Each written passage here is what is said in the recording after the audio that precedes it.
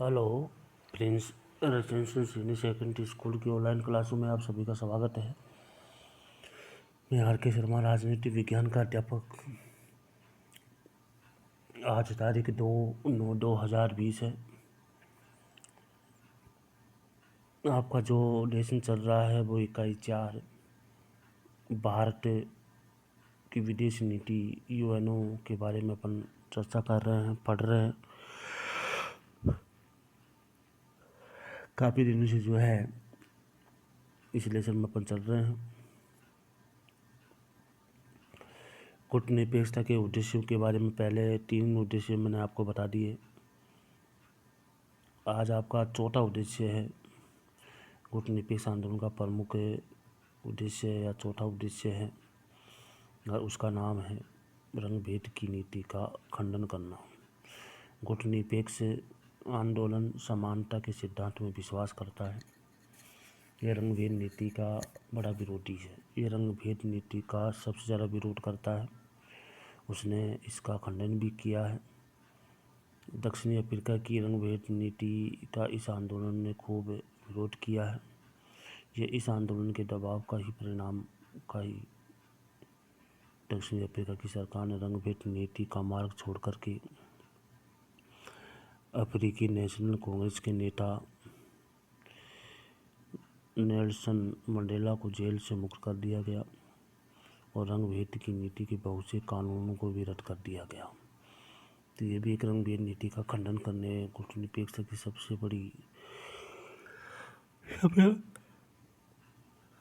सबसे बड़ा उद्देश्य रहा है रंग भेद नीति का खंडन करना। अगला 5वां है मानव अधिकारों में विश्वास। कूटनिरपेक्ष आंदोलन मानव अधिकारों का पूर्ण आदर करता है, क्योंकि यदि आज का मानव स्वतंत्र नहीं है तो उसके अन्य सभी उपलब्धियां बेकार है। इसलिए मानव अधिकारों के पर विश्वास करता है, मानव अधिकारों में भी विश्वास करता है। अगर मानव अधिकार नहीं है तो कूटनिरपेक्ष आंदोलन का कोई भी तात्पर्य सही नहीं है। इसलिए मानव अधिकार में विश्वास करने वाला माना जाता है। इसके बाद रंग भेद क्या है, तो देखिए आपके कूटनिरपेक्ष आंदोलन के जितने भी जो उद्देश्य होते हैं सभी उद्देश्यों के बारे में मैंने आपको पढ़ा दिया है और आपके उद्देश्य पूरे हो चुके हैं। अब जो चल रहा है वो चल रहा है कि रंग भेद क्या है।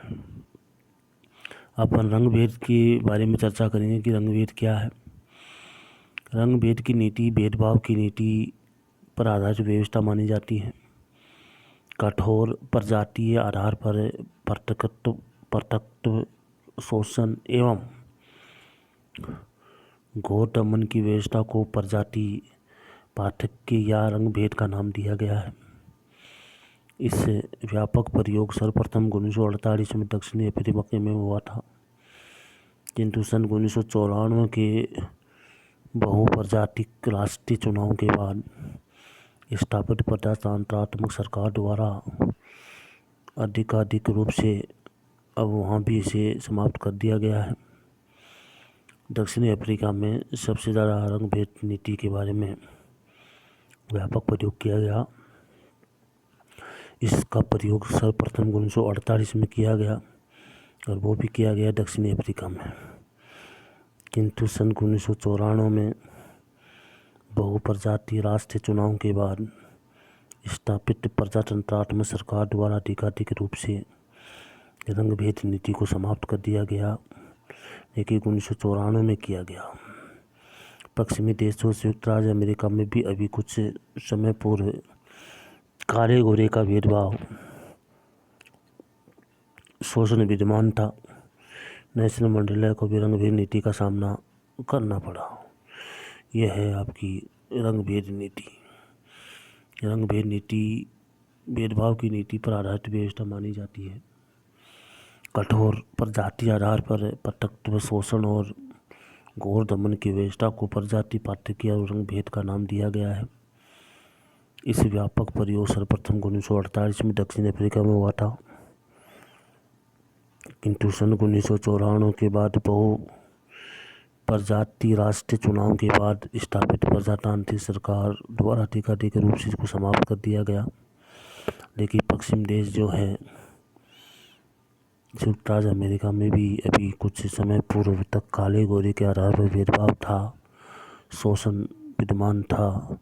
नेल्सन मंडेला को रंग भेद नीति का सामना करना पड़ा। तो इसे कहते हैं रंग भेद नीति।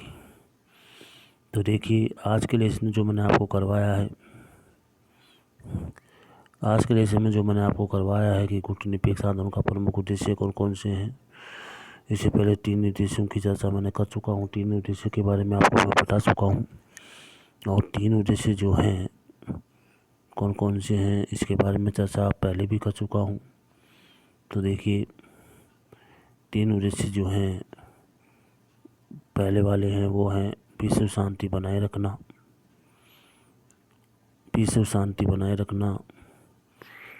दूसरा जो है उपनिवेशवाद और साम्राज्यवाद की समाप्ति। तीसरा है सह-अस्तित्व और सभी देशों से मिलकर रहना। उपनिवेशवाद और साम्राज्यवाद की समाप्ति। और तीसरा है सह-अस्तित्व या सभी देशों से मिलकर रहना। ये तीसरा उद्देश्य है। चौथा उद्देश्य जो है आपका, मैं बता रहा हूँ, रंग भेद नीति का खंडन। 5वां है मानव अधिकारों में विश्वास। ये 5 उद्देश्य इसमें हैं जो मैंने आपको बताया। ये सिर्फ गुटनिरपेक्ष आंदोलन का प्रमुख उद्देश्य है, इनको दूर करना, उपनिवेशवाद साम्राज्यवाद को भी दूर करना। ये इनका मेन उद्देश्य रहा है। रंग भेद नीति का खंडन करना, मानव अधिकारों में विश्वास करना सबसे बड़ा उद्देश्य रहा है। इसके बाद जो आपको पढ़ाया है रंग भेद क्या है, तो रंग भेद के बारे में भी आपके पास अच्छी तरह मैंने समझा दिया है। इसका सबसे पहले सही प्रयोग जो है 1948 में किया गया, और दक्षिण जो भी 1948 दक्षिण अफ्रीका में हुआ है। किंतु सन 1994 में जो है वहाँ चुनाव होने के बाद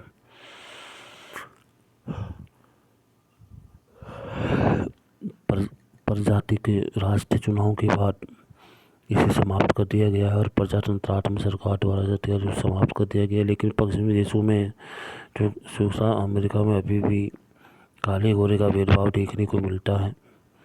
और इस रंग भेद नीति में सबसे ज़्यादा नुकसान जो है, रंग भेद का जो सामना करना पड़ा है, नेल्सन मंडेला को करना पड़ा है। तो देखिए, आज के टॉपिक में मैंने आपको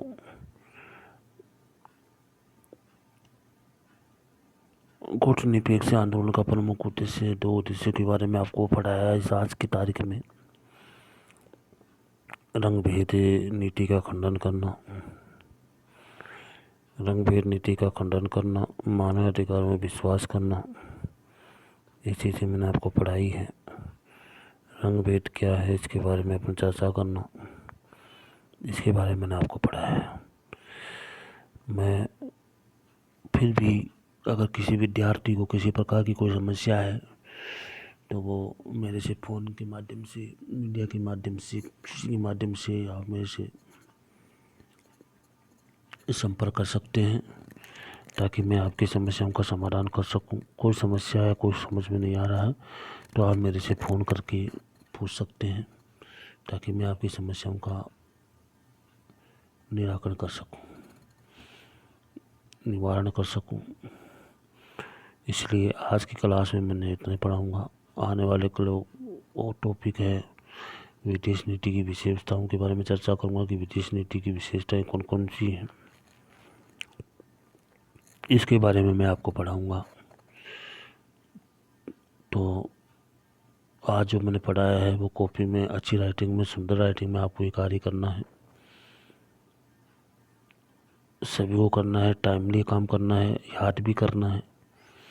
अगर याद करोगे तो आपको कोई किसी प्रकार की कोई समस्या नहीं आएगी। इसलिए समय समय पे आपको याद भी करना है, और किसी प्रकार की कोई समस्या नहीं होनी चाहिए, और समय समय पे अच्छी राइटिंग में काम करना है। फिर भी किसी को किसी प्रकार की कोई समस्या है तो आप मेरे से संपर्क कर सकते हैं। इसलिए आज की क्लास में आपको इतना ही पढ़ाया जाएगा, कल आगे और भी बताया जाएगा।